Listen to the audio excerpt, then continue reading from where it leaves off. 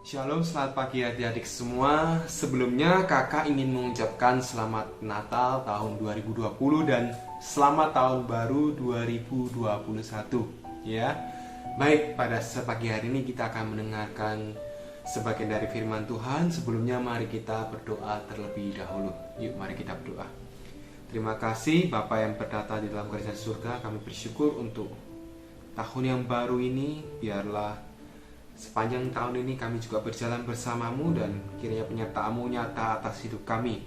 Dan kami sebentar lagi mendengarkan renungan firman Tuhan. Kiranya Kau mempersiapkan hati kami supaya kami dapat menaruh firman-Mu di dalam hati kami dan melakukannya. Kami menyerahkan renungan firman Tuhan ini hanya di dalam nama Tuhan Yesus Kristus. Haleluya. Amin. Baik, shalom sekali lagi adik-adik yang dikasih Tuhan. Nah, di tahun 2021 ini tema besar dari GPI Rock adalah The Year of Reproduction. Dan pada kesempatan awal bulan ini dan awal tahun ini kakak akan membawakan renungan mengenai Be Fruitful atau berbuah lebat yang mengacu pada tema besar GPI Rock. Oke, baik. Dalam Kejadian 1 ayat 28 dikatakan Allah memberkati mereka. Lalu Allah berfirman kepada mereka, beranak cuculah dan bertambah banyak. Penuhilah bumi dan taklukkanlah itu, berkuasalah atas ikan-ikan di laut dan burung-burung di udara, dan atas segala binatang yang merayap di bumi. Ya, jadi yang ingin kakak tekankan pada konteks ayat tersebut bukan bagaimana kita beranak cucu atau berbuah secara harafiah, melainkan bagaimana kita dapat berbuah secara rohani di bumi ini. Baik. Kakak ingin bertanya, apakah adik-adik tahu bahwa semua makhluk di dunia ini memiliki batas usia, ya? Jadi semuanya pasti ada umurnya, baik itu binatang, baik itu tumbuhan dan tentunya juga manusia. Semuanya memiliki batas usia, ya.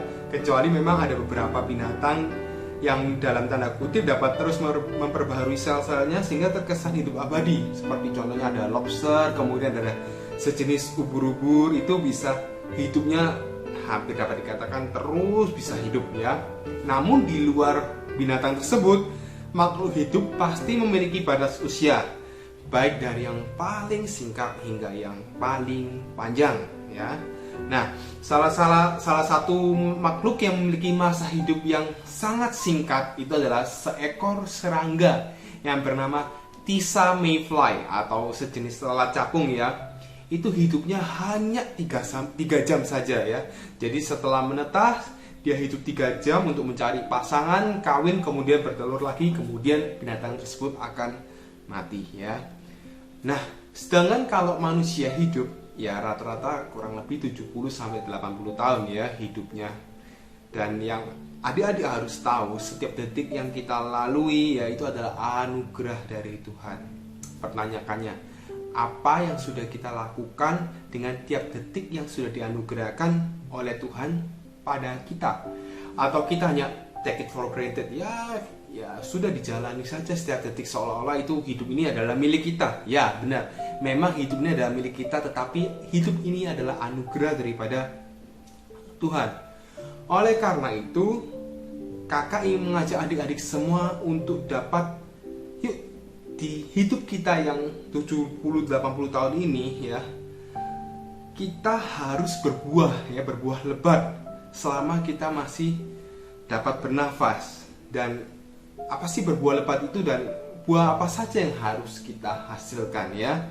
Oke, baik, kita akan langsung masuk di yang pertama. Buah apa yang harus kita hasilkan? Yang pertama adalah buah roh, ya. Ini sudah sangat sering sekali kakak bahas, ya. Buah roh kita tahu di dalam Galatia 5:22 ada berbagai macam buah roh, ada kasih, sukacita, damai sejahtera, kesabaran, kemurahan, kebaikan, kesetiaan, kelemah lembutan, dan penguasaan diri.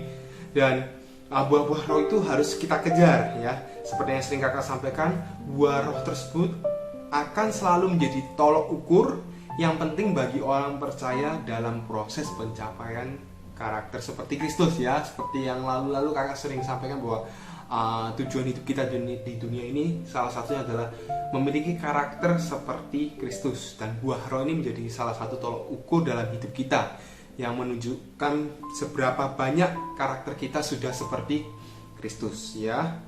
Kemudian setelah buah roh, buah yang kedua adalah buah pertobatan. Di dalam Matius 3 ayat 8 dikatakan, jadi hasilkan buah yang sesuai dengan pertobatan.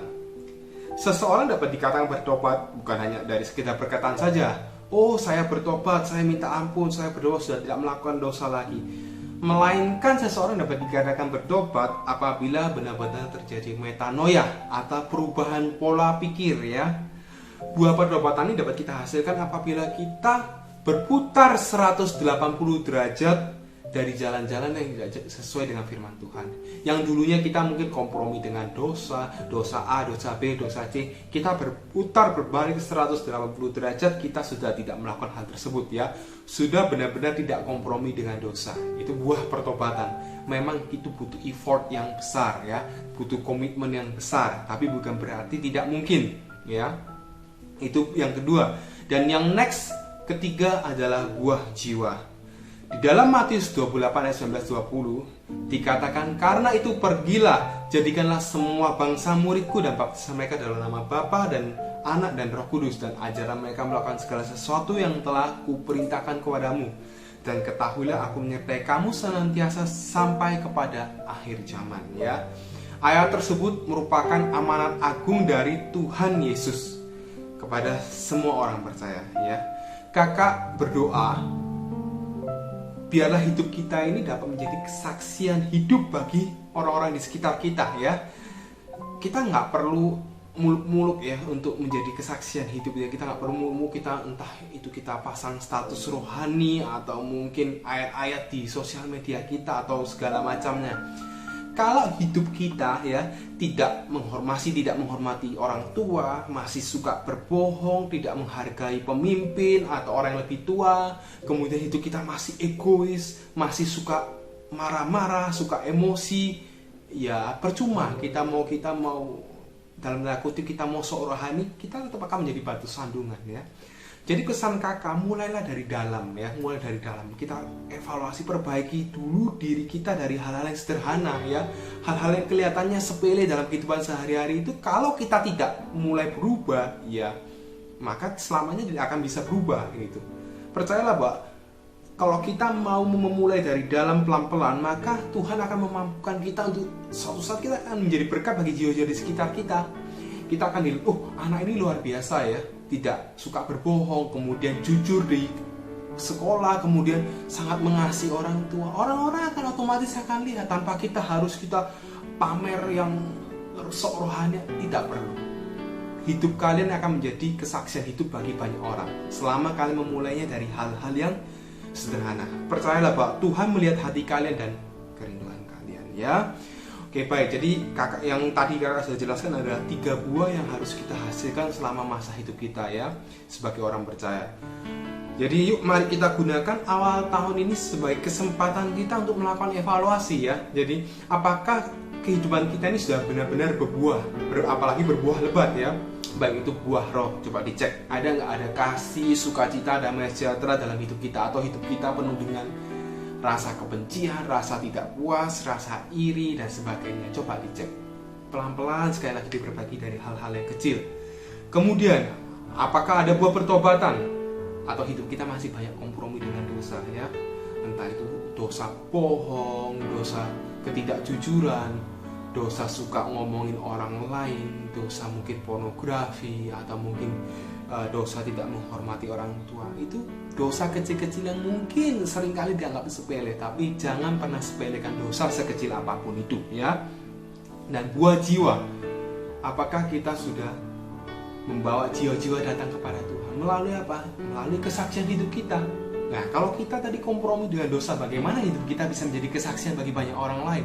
Walaupun kita bisa mungkin menulis status di media sosial kita bisa umumkan di dunia ayat-ayat apapun, tapi kalau orang melihat, oh hidupmu seperti itu kok, kamu akan menjadi batu sandungan. Kalau hidupmu sendiri belum bisa jadi berkat, itu semua akan menjadi percuma. Oleh karena itu, harapan kakak, ayo kita perbaiki pelan-pelan dari dalam diri kita, pelan-pelan. Berdoa, minta tanya Tuhan apa yang harus diperbaiki dalam hidup saya. Tuhan, saya ingin memiliki buah roh, buah pertobatan, dan buah jiwa dalam hidup saya. Terus minta itu. minta Tuhan pelan-pelan ubah hidup kita, semakin hari karakter kita semakin Kristus. Hal-hal itu yang harus menjadi fokus kalian dalam hidup kalian ya. Sehingga kakak berdoa hidup kalian akan memiliki buah roh, kalian akan memiliki buah pertobatan dan memiliki buah jiwa, sehingga nama Tuhan dimuliakan. Baik, itu renungan di saat pagi hari ini, dan kakak berdoa di tahun 2021 ini ya, hidup kalian akan berbuah lebat, menjadi berkat bagi keluarga, bagi banyak orang, dan Tuhan Yesus menyertai kalian sepanjang tahun ini. Segala sesuatunya akan diberkati, baik dalam sekolah kalian, dalam permainan kalian, dalam keluarga kalian, semuanya akan terus ditambah-tambahkan di tahun 2021 ini. Selama kalian benar-benar hidup berpaut, hidup mengasihi Tuhan ya. Itu pesan kakak. Baik, kita akan menutup renungan pada saat pagi hari ini dengan berdoa. Mari kita berdoa. Terima kasih Tuhan, di pagi hari ini kami sudah belajar mengenai berbuah lebat. Biarlah buah roh, buah pertobatan, dan buah jiwa itu ada dalam diri kita semua, dan kiranya Engkau memampukan kami untuk menjalani 1 tahun ke depan ini bersamamu, berpaut padamu, menjalaninya tetap dengan penuh ucapan syukur, dengan rasa percaya sepenuhnya kepadamu untuk menjalani tahun 2021 ini. Kami percaya di tahun 2021 ini akan ada banyak hal hebat yang akan terjadi dalam hidup kami. Dan biarlah penyertaan-Mu, kasih karunia, sukacita, damai sejahtera-Mu mengalir dalam hidup kami sepanjang tahun 2021 ini. Dan biarlah kami dapat menjadi berkat bagi banyak orang dan nama Tuhan dipermuliakan. Biarlah kiranya renungan pada saat pagi hari ini dapat masuk dalam hati kami, dan kami dapat melakukan firman-Mu. Dan sekali lagi, biarlah nama-Mu saja yang dimuliakan. Terima kasih Tuhan Yesus, kami menyerahkan tubuh, jiwa, roh kami sepenuhnya, seutuhnya hanya di dalam nama Tuhan Yesus Kristus. Haleluya. Amin. Baik adik-adik yang dikasihi oleh Tuhan, sampai berjumpa di bulan berikutnya ya. Kiranya Tuhan Yesus memberkati adik-adik semua. Amin.